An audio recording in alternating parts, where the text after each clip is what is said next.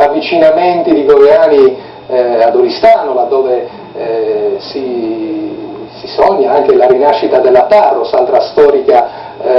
squadra sarda, ma più nel concreto forse di un Goveani a Villacidro come partner o addirittura qualcosa di più della Villacidrese neopromossa in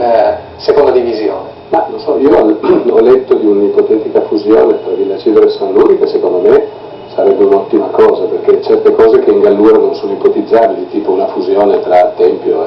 ed Olbia, forse nel medio campidano sono più realizzabili. Quindi per quello che mi riguarda io sono andato a vedere la finale nazionale di Coppa a Villacidro, perché ho grande stima del presidente Siro Marrocco e dell'allenatore Bernardo Nereo. Per quello che riguarda il sottoscritto, io fino a un mese fa dicevo che nel lasciare il calcio avrei disdetto anche la parabola per vedere le partite. Ecco, dopo a un mese di distanza ho solo cambiato idea su questo, per il resto sono fermo al mio pensionamento. Sono tutti un po' spiazzati e increduli, continuo a dire, io insisto perché davvero non immagino un Goveani totalmente disimpegnato, e insisto sul versante Villacidro perché effettivamente quella può essere una piazza secondo lei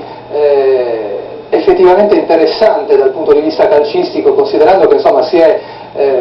freschi di una promozione storica, di una vittoria morale conquistata in Coppa Italia, anche se poi persa per le note vicende legate a ricorsi e a sentenze del giudice sportivo. In più aggiungiamoci anche il San Luri, che può essere anche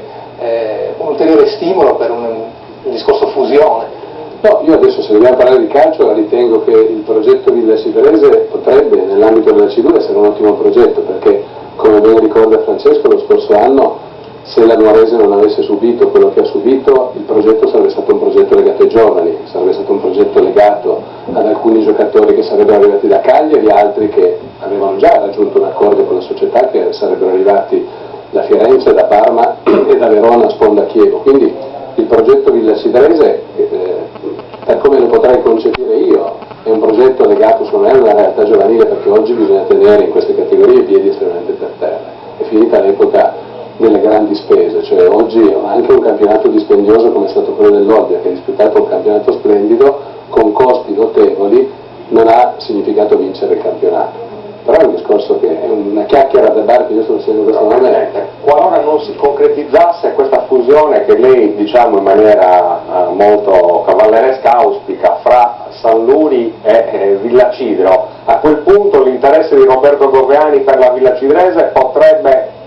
diciamo, nascere questo interesse oppure no? No, ma io andrò volentieri a vedere le partite della Villacidrese, nel senso che mi vedo come tifoso, ma non credo io credo che la fusione si debba fare dal punto di vista dell'interesse proprio del calcio sardo. Io la vedo sempre come tifoso del calcio sardo, quindi una realtà che cresce, noi dobbiamo imparare a pensare che più realtà crescono di categoria, più ne beneficia il calcio inteso come movimento, ma questo a prescindere dal sottoscritto. Io lo chiedo a lei, ma lo chiedo anche a Francesco, secondo voi c'è spazio oggi in Sardegna per un secondo polo, chiamiamolo così, di livello elevato, cioè una seconda squadra dietro il Cagliari che possa giocare